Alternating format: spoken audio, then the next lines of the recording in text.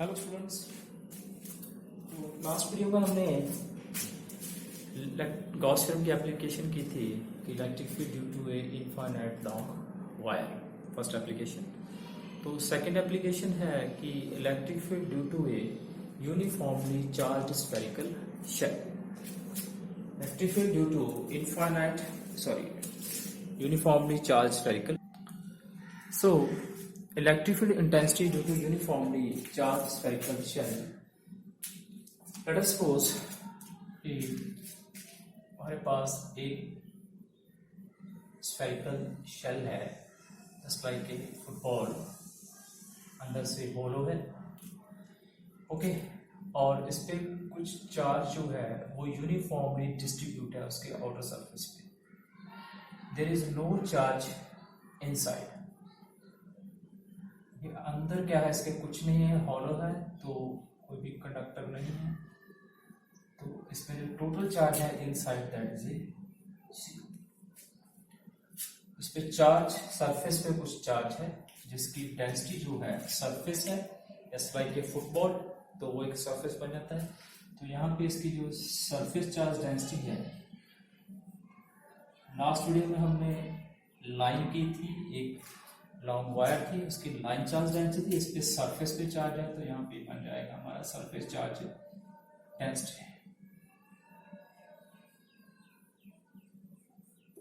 Okay, तो ये जो हमारा सरफेस है इस पे कुछ चार्ज है डिस्ट्रीब्यूट, अंदर इसके चार्ज जीरो है, इस पे सरफेस पे हम मान लेते हैं कि चार्ज कितना है, क्यू है. ये बाद में डिस्कस करते हैं. इसके सरफेस पे मानते हैं चार्ज कितना है, क्यू. तो ये जो हॉलोस्फीयर है, स्फेरिकल शेल है, सॉरी, इसका कुछ ना कुछ सेंटर है, वो पॉइंट, और इसका जो रेडियस है वो मान लेते हैं कितना है, आर. ठीक है, R is the radius of the shell. Clear? तो फर्स्ट जो हमारा स्टेप था कि हमने इलेक्ट्रिक फील्ड फाइंड कहाँ करना है. इस केस में हमारे तीन केसेस बनते हैं. ठीक है, तीन केसेस क्या है कि इस सेल से बाहर इलेक्ट्रिक फील्ड फाइंड आउट करना हमने, इस सेल के सरफेस के ऊपर इलेक्ट्रिक फील्ड फाइंड आउट करना है, या इस सेल के अंदर इलेक्ट्रिक फील्ड फाइंड आउट करना. ठीक है, तो इसके हम केस करेंगे, थ्री केसेस होंगे इसके. Case one, outside the shell, outside the spherical shell.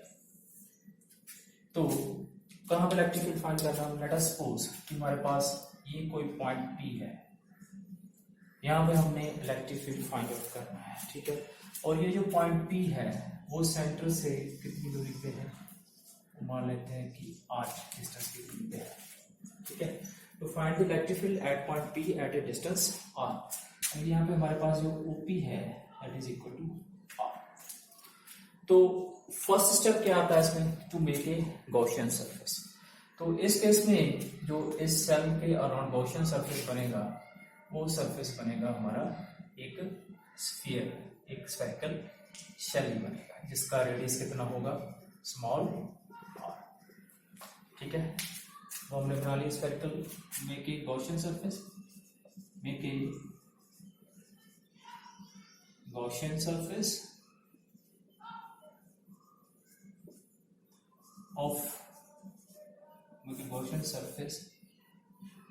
of radius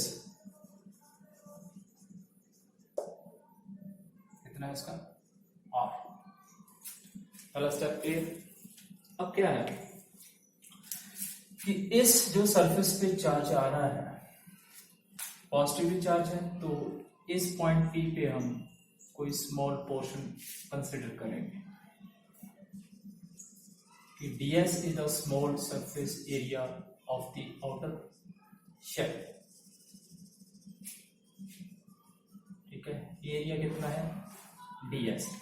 तो इस एरिया का जो एरिया वेक्टर होगा दैट इज परपेंडिकुलर ds. क्या, तो पॉजिटिव के कारण जो इलेक्ट्रिक फील्ड होगा वो भी बाहर को होगा, electric field.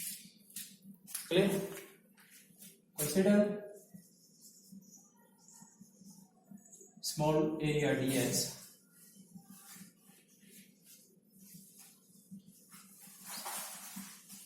At point P।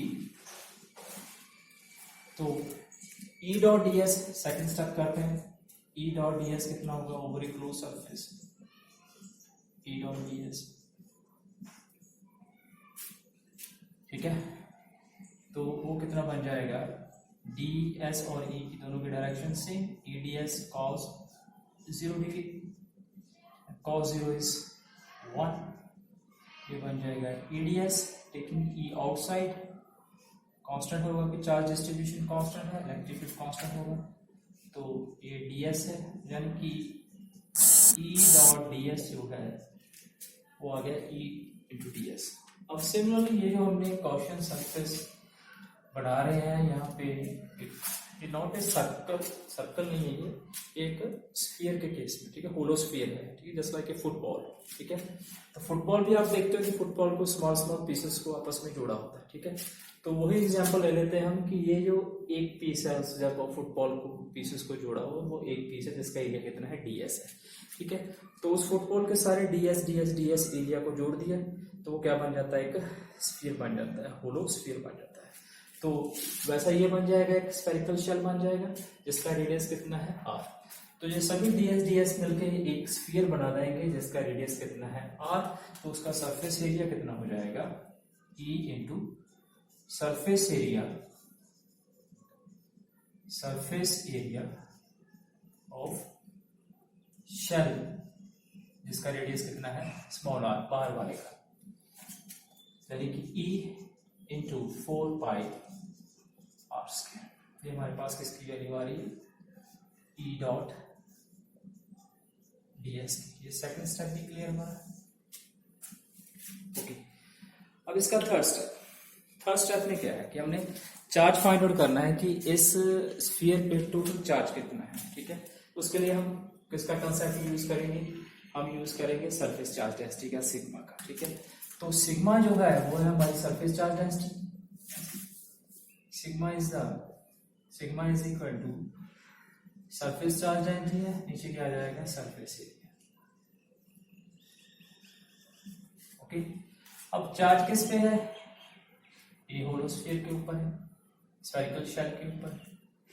Charge हम मान लेते कितना है Q, और इस सेल का सरफेस एरिया, इसका नहीं लेना अभी, अब किसका लेना है हमें सरफेस एरिया, जिस पे चार्ज है। चार्ज किस पे है, इनर स्फीयर पे है, ठीक है। तो इसका सरफेस एरिया ऑफ जिसका रेडियस कितना है r है, तो ये बन जाएगा 4 पाई r स्क्वायर। तो Q की वैल्यू बन जाएगी हमारी sigma into 4 pi r square, okay. तो ये थर्ड स्टेप भी कंप्लीट हो गया हमारा। अब फर्स्ट स्टेप था Gaussian surface, second ds, third हमारा चार्ज भी हमने फाइंड आउट कर लिया। अब गॉसियन अप्लाई कर दो, अप्लाई गॉसियन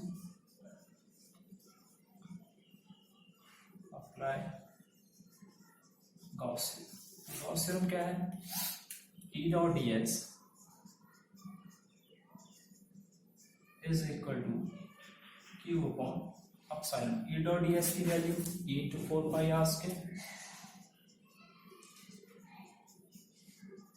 और चार्ज की value sigma into 4 pi r square upon epsilon naught. 4 pi cancel, then E is equal to sigma r square upon epsilon naught r square. ये आ गया हमारा electric field outside the surface, ठीक है। तो कुछ बुक्स में इसे डायरेक्ट भी सॉल्व किया हुआ कि उन्होंने चार्ज की वैल्यू ये पोर्शन नहीं सॉल्व किया, ठीक है। एक तो ये मेथड है, आप ऐसे भी कर सकते हो। और सेकंड जो है वो ये है कि उन्होंने जो थर्ड स्टेप था हमारा कि चार्ज जो है, टोटल चार्ज उन्होंने मान लिया कितना है, total charge is equal to Q, okay. तो यहाँ पे उन्होंने फोर्थ स्टेप अप्लाई कर दिया, electric E dot ds is equal to charge upon epsilon. यानी in case of a density नहीं किया वो भी ठीक है, और आप ऐसे भी कर सकते हो, ठीक है। तो एडीएस की वैल्यू कितनी आ गई हमारे पास, E into 4πr² is equal to Q upon epsilon. तो ये रिलेशन बन जाएगा E is equal to Q upon 4πr² epsilon naught, और E is equal to 1/4π epsilon naught Q upon r²। Sorry, r is small r. No. तो ये हम electric field में भी यही इक्वेशन आती है हमारी। Electric field at any distance r जब हम फाइंड करते हैं पॉइंट चार्ज का, इज फिर 1/4π Q और r²। अब क्या है कि इस पे जो टोटल चार्ज है वो हमने क्यों कंसिडर करके चलते हैं। ये जो सरफेस है that is very small. Okay, पहले की तरह भी कर सकते हो आप, ऐसे भी कर सकते हो। इस केस में जो है that is the outside the shell, जो फर्स्ट केस हमने किया था कि outside the shell electric field इतना है, तो जो E है दैट इज 1/r²। ये आपने याद, पिछले केस में कितना था जो लास्ट कल किया था 1/r। Okay, electric field due to line distribution. तो in case of a surface 1/r² से इससे जल्दी जो है डिक्रीज कर गया इस केस ऑफ ए लाइन के केस में। ठीक है, तो ये था हमारा आउटसाइड दी सेल। तो आउटसाइड दी सेल जो हमारा फर्स्ट, इससे पहले जो रिलेशन आया था वो क्या रिलेशन बन रहा था, ये था हमारा आउटसाइड दी सेल। अब सेकंड केस जो है, सेकंड केस जो हमने यहाँ पे जो पहली इक्वेशन फाइंड आउट की थी वो कितना आई थी वैल्यू हमारे पास, वो आई थी sigma into 4πr² upon 4πr² epsilon naught, 4π cancel, E is equal to बना था E sigma r² into r² epsilon naught, इसी का जो आउटसाइड में बना था। ठीक है, तो सेकंड जो केस है that is eight the surface of case 2, at the surface of cell, at the surface of spherical shell। Electric field के दो एक्सप्रेशन आते हैं, इन केस ऑफ दो एक्सप्रेशन किए हमने इसके आउटसाइड के Q अपॉन r²। एक तो ये था in terms of a Q और in terms of a test. ठीक है, नाउ अगर at the surface of shell है तो ये जो पॉइंट P है वो कहाँ पे आ जाएगा, यहाँ पे आ जाएगा। यानी कि जो ये वाला डिस्टेंस r है, अगर हम इसको उठाकर यहाँ पे ले आएंगे तो ये वाला डिस्टेंस जो r है ये किसके इक्वल हो जाएगा, r के इक्वल हो जाएगा। ठीक है, इसमें बस आपने इतना करना है कि r की वैल्यू जो यहाँ पे आ रही है स्मॉल r की, ऑन द सरफेस ऑफ अगर इस वैल्यू को ले आएंगे तो यहाँ पे आकर ये जो r है यहाँ पे आ जाएगा, तो ए आर की वैल्यू कितनी हो जाएगी, r हो जाएगी। ठीक है, तो इन क्वेश्चंस में आपने सिर्फ क्या फिल करना है, r is equal to capital R। अगर आप चार्ज का केस करते हो तो वहां पे आ जाएगा E is equal to 1/4π epsilon naught Q upon r²। अगर आप डेंसिटी का केस करते हो तो उसमें बन जाएगा E is equal to sigma r² divided by r की वैल्यू कितनी बन जाएगी, capital R, r² epsilon r cancel, then E is equal to sigma upon epsilon r। इसमें अगर आप सिग्मा की वैल्यू फिल कर दोगे तो हमारा मेन इक्वेशन बन जाएगा।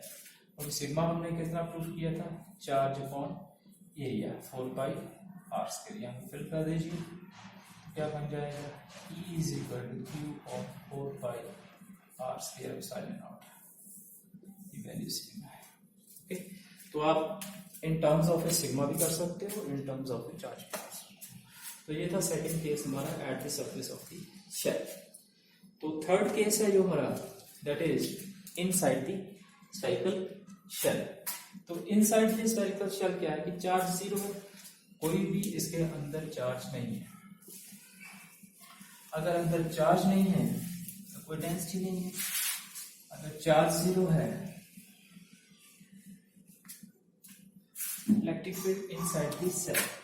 Number 3, electric field intensity inside the shell. Inside the shell charge कितना है 0, तो इलेक्ट्रिक फील्ड भी कितना होगा 0। ये आपने याद रखना है। आगे हम कैपेसिटर में ये एक्सप्रेशन यूज करेंगे। किसी भी कंडक्टर के अंदर जो इलेक्ट्रिक फील्ड है वो कितना होता है 0 होता है, क्योंकि अंदर कोई भी चार्ज नहीं होता। अगर हम कोई भी चार्ज अंदर रखते भी हैं तो वो क्या आ जाता है, उस पर सरफेस पे आ जाता है। ये हम डिस्कस करेंगे लास्ट इलेक्ट्रिक पोटेंशियल में जब हम स्टडी करेंगे, ठीक है। तो ये था हमारा electric field intensity due to uniform charge spherical shell. और चार्ज स्फेरिकल शेल में हमने 3 केसेस करे हैं, ठीक है। One is the outside the surface, second is the at the surface, and last is the inside the surface, ठीक है। Steps आपने याद रखने हैं कि किसी भी डिस्ट्रीब्यूशन के कारण आपने इलेक्ट्रिक फील्ड फाइंड आउट करना है तो पहले आपने जिस पॉइंट पे इलेक्ट्रिक फील्ड फाइंड करना है उस पॉइंट पे आपने एक गॉसियन सरफेस क्रिएट करना है जो कि एक इमेजिनरी सरफेस है, ओके। और सरफेस पे जो हर एक पॉइंट पे इलेक्ट्रिक फील्ड कितना होना चाहिए सेम, क्लियर। और दूसरे स्टेप में क्या है कि हमने ई डॉट डी एस की वैल्यू फाइंड आउट करनी है। थर्ड केस में हमने चार्ज की वैल्यू फाइंड आउट करनी है इन टर्म्स ऑफ इंटेंसिटी, और उसके बाद गॉस थ्योरम अप्लाई कर देनी है। उसे सॉल्व करके जो वहां से हमने इलेक्ट्रिक फील्ड ई की वैल्यू फाइंड आउट करना है, ठीक है। सो ये था हमारी second application, okay, thank you.